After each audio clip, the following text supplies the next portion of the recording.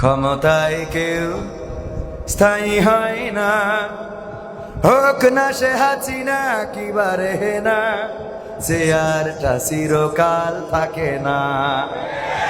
ক্ষমতায় কেউ স্থায়ী হয় না,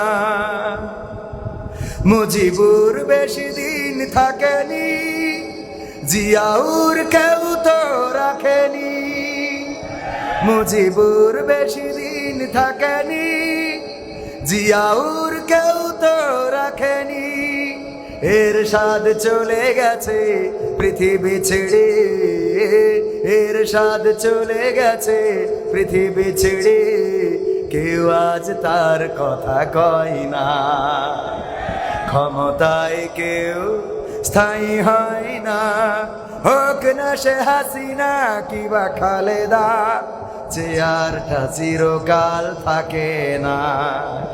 ক্ষমতায় কেউ স্থায়ী হয় না, হাসিনা ক্ষমতা ধরে রাখতে আয়না ঘর বানিয়েছিল, জনগণের রোশনালে দাদার দেশে পালিয়ে গেল। হাসিনা ক্ষমতা ধরে রাখতে আয়না ঘর বানিয়েছিল, জনগণের রোশনালে দাদার দেশে পালিয়ে গেল।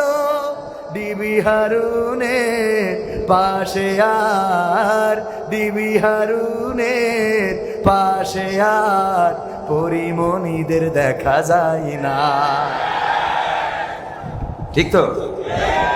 কথা কি ঠিক আছে? ক্ষমতায় কেউ স্থায়ী হয় না, হোক না সে রেহেনা কিবা হাসিনা, চেয়ারটা চিরকাল থাকে। এই চেয়ার চিরকাল থাকবে না। চিরকাল ফেরাউনের ছিল না, নমরুদের ছিল না, আবু জাহেলের ছিল না, আব্রাহার ছিল না, কারুনের ছিল না। সুতরাং এই জামানায় যারা তাদের পথে চলবে তাদেরও এই চেয়ারটা চিরকাল থাকবে। থাকবে।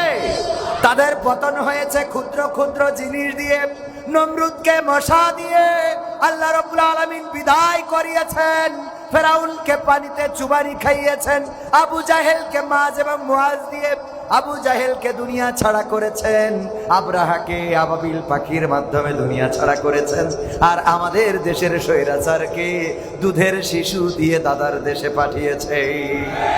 ঠিক না বেঠে?